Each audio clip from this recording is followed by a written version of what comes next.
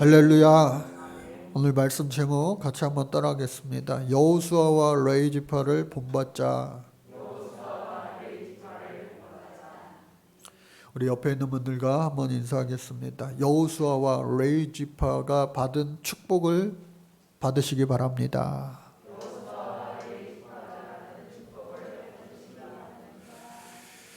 작년 9월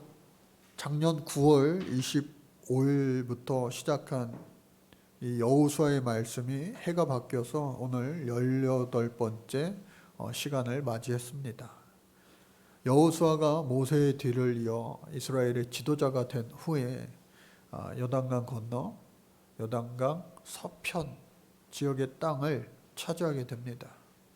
첫 성 여리고성부터 시작하여 정말로 놀라운 하나님의 은혜로 계속해서 승승장구하는 거예요. 모든 왕들, 심지어 적군들은 연합하여 공격을 하고 맞이하고 싸우게 되더라도 변함없이 하나님께서 함께 하시는 이 여호수아의 군대가 계속해서 이기는 겁니다. 그 이기는 축복을 하나님께서 무려 7년간 계속 해주셨다. 그러니까 시간이 없는 거예요. 겨를이 없는 거예요. 연예인들도 또 훌륭한 강연을 하는 강사들도 여기저기서 불러대면요 밥 먹을 시간도 없어요. 그냥 김밥 먹을 시간도 없는 겁니다. 여호수아도 아마 이렇게 7년을 보냈을 거예요. 겨를 없이 눈꺼틀 새 없이 나갔다 하면 이기고. 할렐루야. 이러한 축복이 오늘 저와 여러분들에게 올 한 해 반드시 있기를 간절히 주의 이름으로 축복합니다. 아멘 하신 분들은 그렇게 될 줄로 믿습니다. 예. 왜? 믿음은 바라는 것들의 실상이 되기 때문에 그렇습니다. 믿는 대로 되는 줄로 믿습니다. 이것이 바로 하나님의 말씀이요 성경의 말씀인 것입니다. 그래서 믿음이 없이는 하나님을 기쁘시게 해드리지 못하는 거예요. 근데 여호수아를 보면 믿음의 사람이었다라고 하는 것을 알 수가 있어요. 처음 싸움 그 여리고성부터 마지막 그가 7년의 모든 전쟁을 마칠 때까지. 오늘 본문의 말씀 보니까 얼마나 놀랐습니까? 여호수아 하면은 떠오르는 평소에 우리 이미지는 뭐예요? 모세의 후계자, 젊은 여호수아, 용사 여호수아, 장군 여호수아, 지휘관 여호수아.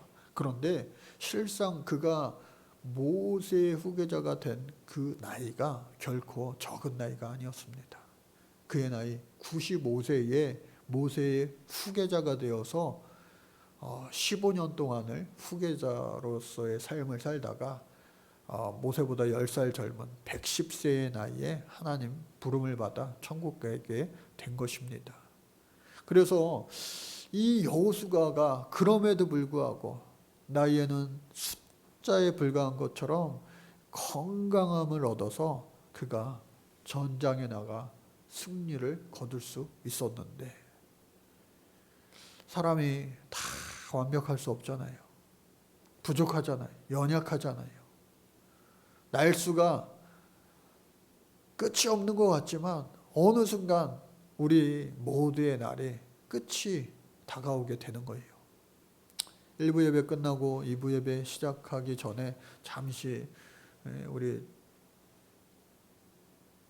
몇몇 성도님들과 이야기를 나누던 중에 은기 형제가 교통사고가 났다고 그래요.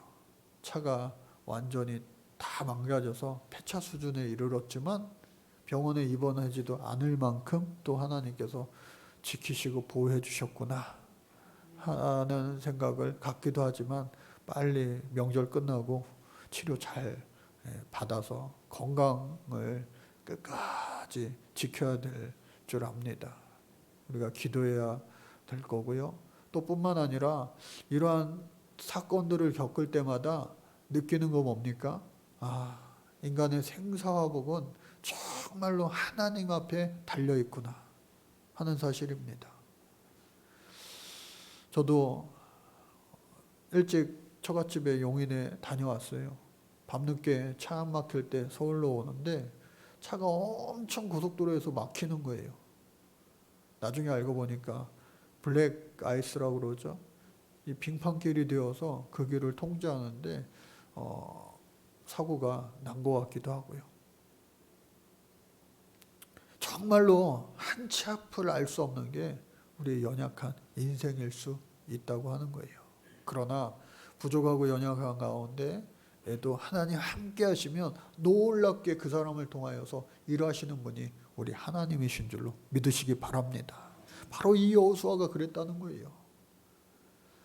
이 여호수아 말씀을 시작할 때에 성경인물 MBTI 성격 이용 검사, 이 기독교 단체에서 만든 그 재미난 앱을 소개해드리고 그것을 톡방에다 올려드리고 저도 한번 해봤는데, 이 여호수아 말씀을 시작하는 그 찰나에 여호수아가 나온 거예요. 여호수아의 그 성격의 특징은 뭐냐? 현실적입니다. 이성적입니다. 직설적입니다. 호불호가 확실합니다. 또 목표를 한번 정하면 이룰 때까지 한우물만 팝니다. 제가 나고 자랐던 교회 목사님이 은퇴쯤에 은퇴하신 후에 그 쓴 책이 한우물만 파니 물이 나오더라, 그런 책도 쓰셨는데, 하여간에 변함없이 늘 한결같이 정진해야 된다라고 하는 것이죠. 또 누가 고민을 상담하면 상황 분석을 하고 객관적인 판단을 하며 시간 약속 규칙을 어기는 사람을 싫어하며 겉과 속에 일치하고 교회의 기둥이고 봉사에 적극적이고 말씀의 원리를 설명하는 데 있어 노련하고 강한 신념으로 상세한 설교를 하고 교회의 전통에 충실하고 논리와 현실성과 역사의 가치를 잘 알고 있습니다. 이렇게 좋게 다 여호수아를 평가하고 있습니다. 성경에서도 마찬가지예요. 많은 성경의 인물들 중에 저주만 받은 사람도 있고요. 또 축복과 저주가 혼합된 인물도 있고요. 그런데 축복만 받은 사람, 정말로 그 사람이 흠은 거의 찾아보기 힘들 정도의 사람이 몇몇 있는데, 예수님 빼고 그런 사람이 몇몇 있는데, 그럼에도 불구하고 노아도 당대에 비교할 수 없는 의인 중에 의인이었지만 훗날 그도 흠이 있잖아요. 다윗도 마찬가지고요. 그러나 그 정도의 흠이 아니라 이 여호수아는 아주 결코 작은 흠밖에 없었어요. 그러나 그 아이성 전투 처음 나갈 때 기도하지 않은 것을 회개하고 돌이켜 주님 앞에 기도함으로 말미암아 다시 아이성을 이기게 되는 그 축복을 얻고 또 흠없는 자로 살 수 있었다. 110세에 이르기로 하나님의 부름을 받기까지 결단코 정말로 끝까지 하나님 주신 사명을 게을리하지 않았다라고 하는 겁니다. 그래서 이 여호수아는요, 오늘 말씀 13장 말씀을 시작하면서 그가 나이 많아 늙음에, 여러분 우리의 하나님 주신 사명은요 언제까지입니까? 70세까지입니까? 65세까지입니까? 61세까지입니까? 아니에요. 계속해서 정년의 나이가 안팎으로 늘어나고 있는데, 100세 시대를 사는 오늘 이 시대에 우리가 할 수 있는 한 최선을 다하여 하나님 앞에 영광 올려드리며 사명 감당하며 사는 것, 하나님이요 참 기뻐하시는 일일 줄로 믿습니다. 예전에 저쪽 교회에 있을 때에 주정빈 장로님이라고 하시는 분이 있어요. 운동으로 이깁시다 라고 하는 책을 저한테 정광선 목사님 해가지고 사인하셔서 주셨는데, 그 책을 어제 설교 준비하면서 잠깐 봤어요. 보니까 1922년생이세요. 거의 100세 가까이까지 사셨지만 80이 넘으셔서까지도 세브란스 교수를 오래 하시다가 명예교수로 하시다가 이제는 마지막 자신도 쉬어 마땅할 그때에 골목골목 거여동 골목을 누비시면서 왕진 가방 들고 왕진도 다니시고 또 비타민 주사 여러 가지 정형외과 진료 치료를 이곳에서 하셨어요. 그 뒤를 이어서 우리 김창규 장로님도 마찬가지로 마지막까지 정말로 최선을 다하여 하나님 사명을 잘 감당하셨습니다. 하나님 앞에 갈 때에 가만히 생각해 보면 얼마나 기쁠까, 좋을까. 지금 서울연의 몇몇 장로님들이 이스라엘 성지순례 중에 있습니다. 가는 곳곳마다 사진을 찍어서 막 올려요.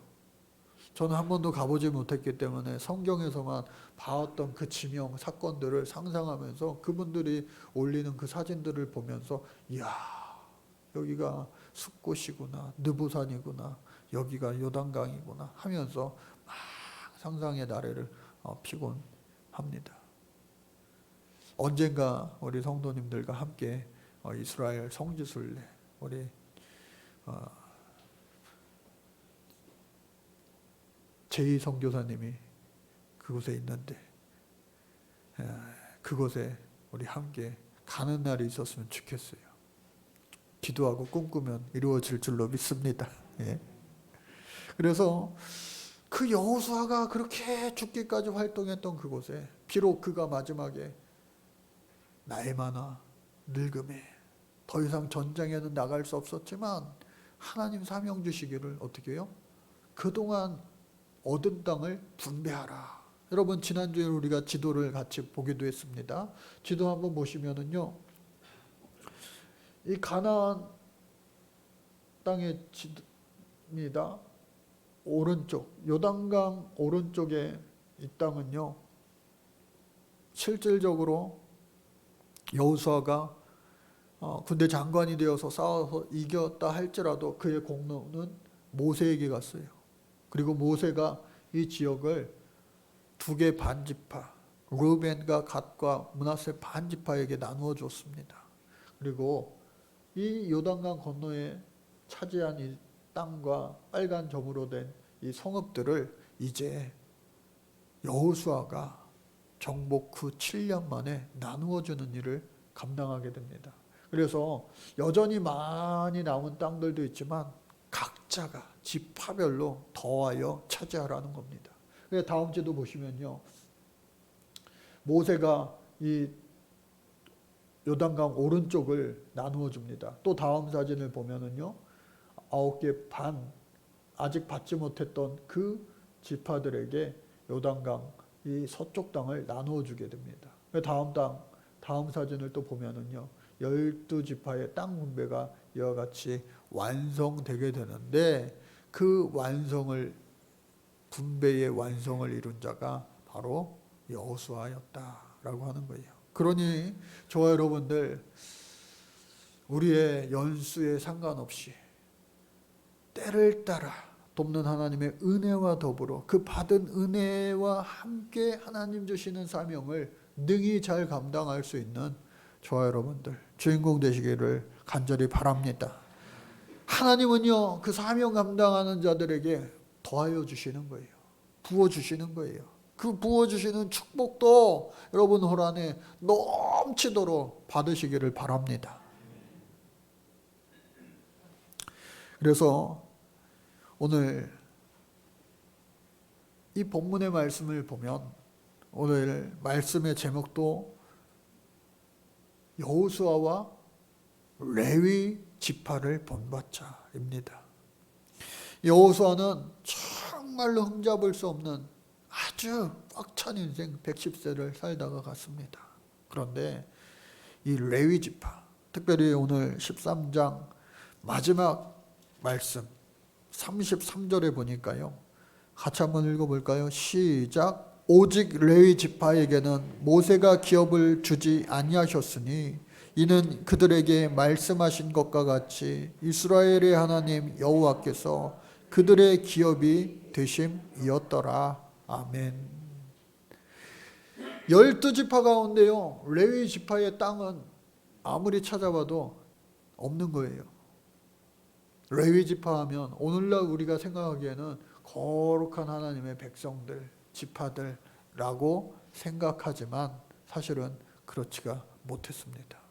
그 야곱의 12아들 가운데 레위는요, 하나님 앞에 정말로 큰 죄를 지음으로 말미암아 아버지인 그 야곱의 그 마지막 임종 때에 자식들에게 다 일일이 축복해 주는데 축복받지 못한 몇몇 아들들 가운데 한 명이었어요. 여러분, 어느 시대에나 또 어느 곳에서나 이 장자의 권한은 대단합니다. 딸이 됐든 아들이 됐든 첫째는요, 책임감이 강합니다.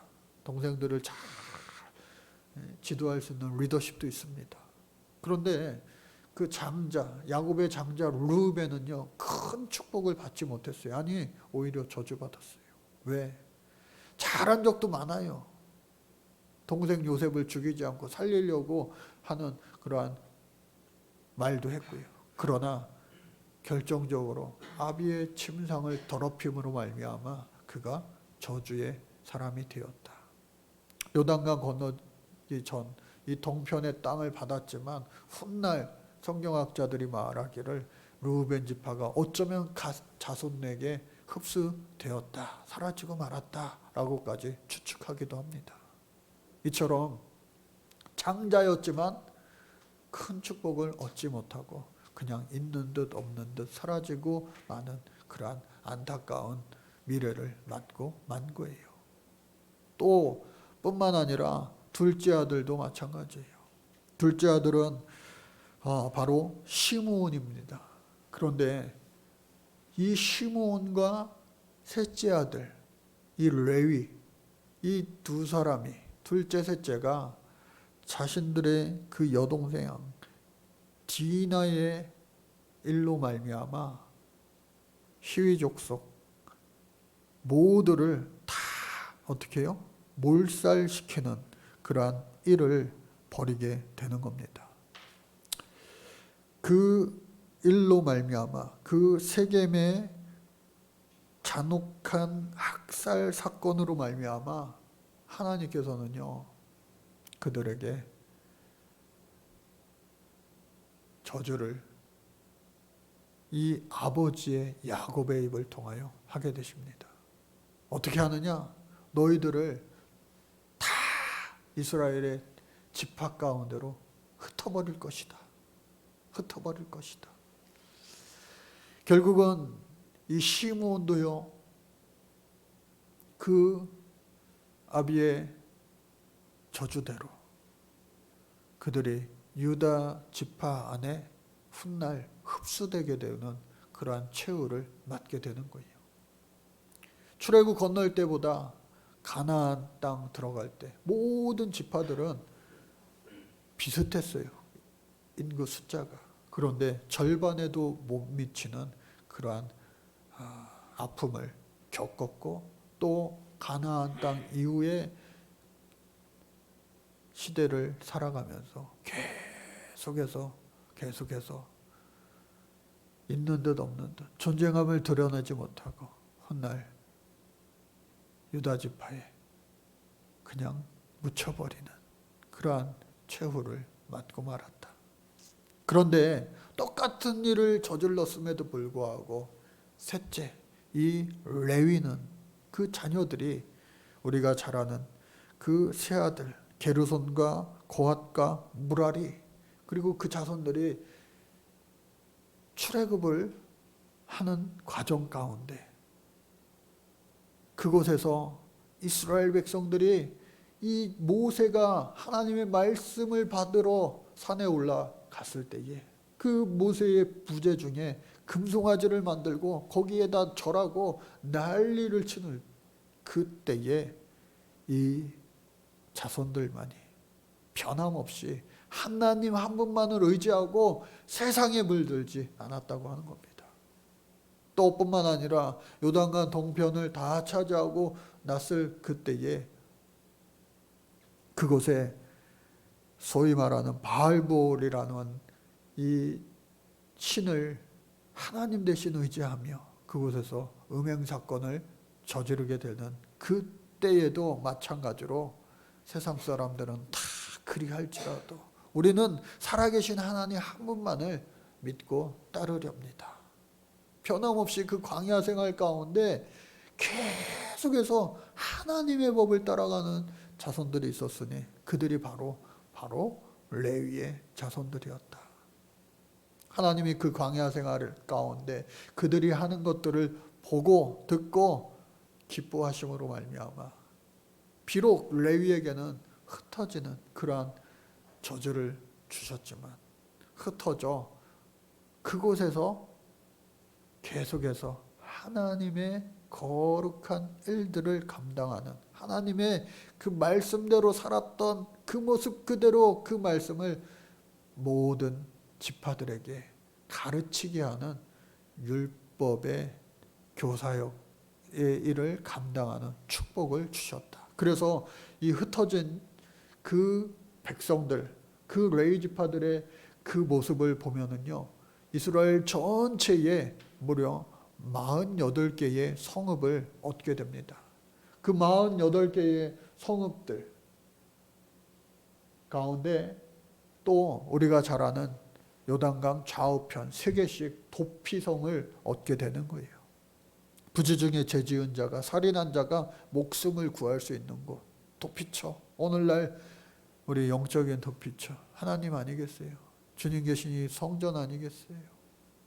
그래서 이 레위인 등을 통하여 훗날 아름다운 하나님의 성전이 지어진 다음에 성전의 일꾼들로 하나님 앞에 제사 드리는 제사의 일꾼들로 세워주시고 또 그 중에서도 또 따로 분별하여 뽑아 제사장 일을 맡기시는 놀라운 하나님의 거룩한 특별한 하나님의 백성이 된 줄로 믿습니다. 그래서 오늘 저와 여러분들 오늘 말씀 제목처럼 여호수아와 여러분 레위 지파를 본받을 수 있기를 주의 이름으로 축복합니다. 비록 우리가 살면서요 주홍과 같은 붉은 죄를 지으면서 살기도 합니다. 얼마나 많은 죄를 짓고 살았습니까? 그러나 그 모든 죄를 하나님 앞에 예수의 이름으로 낱낱이 고할 때 하나님은요 그 모든 죄를 이미 흘린 예수 그리스도 보혈의 피로 말미암아 다 하나도 남김없이 깨끗이 없던 걸로 해주신다 라고 하는 겁니다. 그 은혜로 말미암아 오늘 저와 여러분들이 여기 있는 거 아니겠어요? 그런데요 분명한 사실은 뭐냐? 우리가 또 과거에 지었던 또 과거에 차마 짓지 못했던 그러한 엄청난 죄들도 앞으로 우리가 또 다시 지을 수도 있어요. 짓게 되기 마련이에요. 계속해서 반복되는 그 죄의 굴레 속에서 어허라 나는 곤고한 자로다. 누가 이 사망의 법에서 나를 건져낼 수 있을까? 고백하였던 그 사도 바울과 같은 마음이 들 때가 한 번도 아니지만 한두 번이 아니지만 그럼에도 불구하고 우리를 사랑하여 주시는 그 하나님의 놀라운 사랑 아들을 죽기까지 내어주신 그 하나님의 넓고 깊은 측량할 수 없는 그 사랑 때문에 우리가 오늘 살아가는 거 아니겠어요?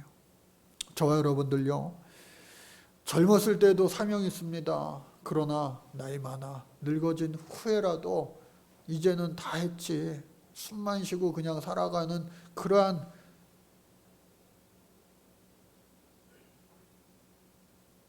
목적 없이 이유 없이 사는 인생이 아니라 저와 여러분들 마지막 숨 다 쉬는 날까지 하나님을 기쁘게 하나님을 영화롭게 해드리며 살아갈 수 있는 귀한 하나님의 백성들 되어서 여호수아도 흠이 있었죠. 성경에는 많이 안 나와 있지만 흠이 없는 사람 어디 있겠어요. 또 레위 지파는 시므온과 같은 엄청난 저주의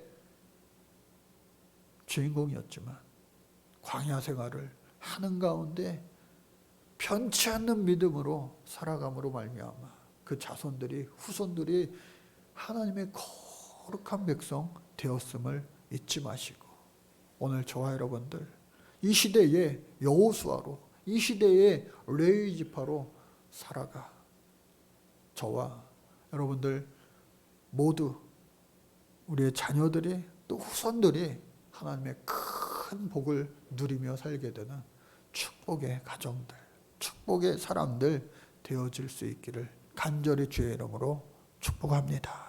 하나님 감사합니다.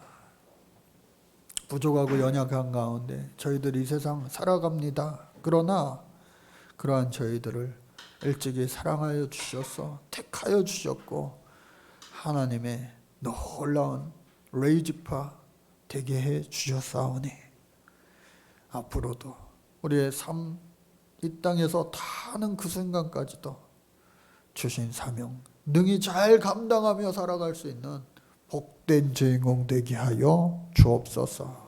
우리를 사랑하여 주시는 예수님 이름으로 기도드립니다. 아멘.